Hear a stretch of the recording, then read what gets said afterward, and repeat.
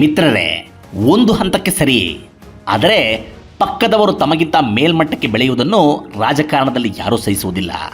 ಅಂಥದ್ದರಲ್ಲಿ ಯಾರನ್ನೋ ಕಟ್ಟಿಹಾಕಲು ಬಳಸಿದ ಅಸ್ತ್ರದಂತಹ ವ್ಯಕ್ತಿಯೊಬ್ಬ ಏಕಾಏಕಿ ನಮ್ಮ ತಲೆ ಮೇಲೆ ಬಂದು ಕೂರುತ್ತಾನೆ ಎಂದರೆ ಯಾರು ಸಹಿಸುತ್ತಾರೆ? ಸಾಧ್ಯವೇ ಇಲ್ಲ. ಹೀಗೆಯೇ ಆಗಿದೆ ಸತೀಶ್ ಜಾರಕಿಹೊಳಿ ಪರಿಸ್ಥಿತಿ. ಇದ್ದಕ್ಕಿದ್ದಂತೆಯೇ ಅವರು ಮುಂದಿನ ಅಹಿಂದ ನಾಯಕರಂತೆ, ಸಿದ್ದರಾಮಯ್ಯ ಅವರಿಗೆ ಪರ್ಯಾಯ ನಾಯಕರಂತೆ ಎಮರ್ಜ್ ಆಗುವುದು ಸಿಎಂ ಬಣದೊಳಗಿನವರಿಗೆ ಇಷ್ಟವಿಲ್ಲ. ಹೀಗಾಗಿಯೇ ಹರಿಪ್ರಸಾದ್ ಹೇಳಿಕೆ ನಂತರ ಅವರೆಲ್ಲ ಅಲರ್ಟ್ ಆಗಿದ್ದಾರೆ. ಇದರ ಪರಿಣಾಮ ಸಿಎಂ ಬಣದೊಳಗೊಂದು ಬಣ ಹುಟ್ಟಿ ಹೊಸ ಗುಂಪುಗಾರಿಕೆ ತಲೆ ಎತ್ತುವಂತೆ ಮಾಡಿದೆ. ಕೆಲ ದಿನಗಳ ಹಿಂದೆ ಇದೇ ಸಿಎಂ ಪುತ್ರ ಯತೀಂದ್ರ ತಮ್ಮ ತಂದೆಯ ನಂತರ ಸತೀಶ್ ಜಾರಕಿಹೊಳಿಯವರೇ ಅಹಿಂದ ನಾಯಕತ್ವವನ್ನು ಮುನ್ನಡೆಸಬೇಕು ಎಂಬರ್ಥದಲ್ಲಿ ಬಹಿರಂಗವಾಗಿ ಮಾತನಾಡಿದ್ದರು. ಆದರೆ ಸಿಎಂ ಬಣಕ್ಕೆ ಈ ಮಾತು ಆಗ ಧ್ವನಿಸಿದ್ದೇ ಬೇರೆ ರೀತಿ.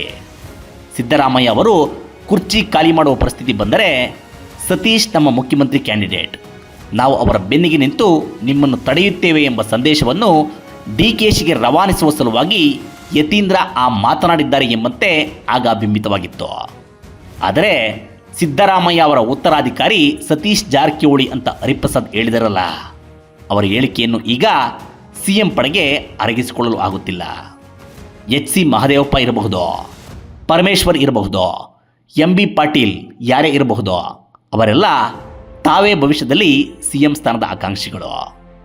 ಪರಮೇಶ್ವರ್ ಅವರಂತೂ ಅವಕಾಶ ಸಿಕ್ಕರೆ ಈಗಲೇ ಒಂದು ಕೈ ನೋಡೋಣ ಎಂಬಲ್ಲಿಯವರೆಗೆ ಮಹತ್ವಾಕಾಂಕ್ಷೆ ಇಟ್ಟುಕೊಂಡಿರುವವರು. ಇನ್ನು ಭೈರತಿ ಸುರೇಶ್, ಪಿರಿಯಾಪಟ್ನ ವೆಂಕಟೇಶ್, ಕೆಜೆ ಜಾರ್ಜ್, ಜಮೀರ್ ಅಹ್ಮದ್ ಅಂತರಂಗದಲ್ಲಿ ಸಿದ್ದು ಸಿಎಂ ಹುದ್ದೆಯಿಂದ ಕೆಳಗಿಳಿಯಬಾರದು ಅನ್ನುವ ಬಯಕೆ ಇದೆಯೇ ಹೊರತು ಆ ಜಾಗಕ್ಕೆ ಸತೀಶ್ ಬರಲಿ ಅನ್ನುವ ಮನಸ್ಸು ಖಂಡಿತ ಇಲ್ಲ. ಸಿದ್ದರಾಮಯ್ಯ ಮುಂದುವರಿಯಬೇಕು ಎಂದರೆ ಡಿಕೆಶಿಗೆ ಪ್ರಬಲ ಪ್ರತಿಸ್ಪರ್ಧಿಯನ್ನು ಸೃಷ್ಟಿಸಬೇಕು ಎಂಬ ಅಜೆಂಡದ ಭಾಗವಾಗಿಯೇ ಇವರೆಲ್ಲ ಸತೀಶ್ ಜಾರಕಿಹೊಳಿಯನ್ನು ಮುನ್ನೆಲೆಗೆ ತಂದಿದ್ದರು. ಈಗ ಇದೇ ಸತೀಶ್ ಜಾರಕಿಹೊಳಿ ತಮ್ಮನ್ನು ಮೀರಿ ಬೆಳೆಯಲು ಹೊರಟಿರುವುದನ್ನು ಅವರು ಹೇಗೆ ಸಹಿಸಿಯಾರೋ? ಹೀಗಾಗಿಯೇ ಸತೀಶ್ ಜಾರಕಿಹೊಳಿಗೆ ಕಡಿವಾಣ ಹಾಕಲು ಸಿಎಂ ಬಣದೊಳಗೆ ಮಾಸ್ಟರ್ ಪ್ಲಾನ್ ಒಂದು ಸಿದ್ಧವಾಗುತ್ತಿದೆ ಎಂಬ ಮಾಹಿತಿ ಇದೆ.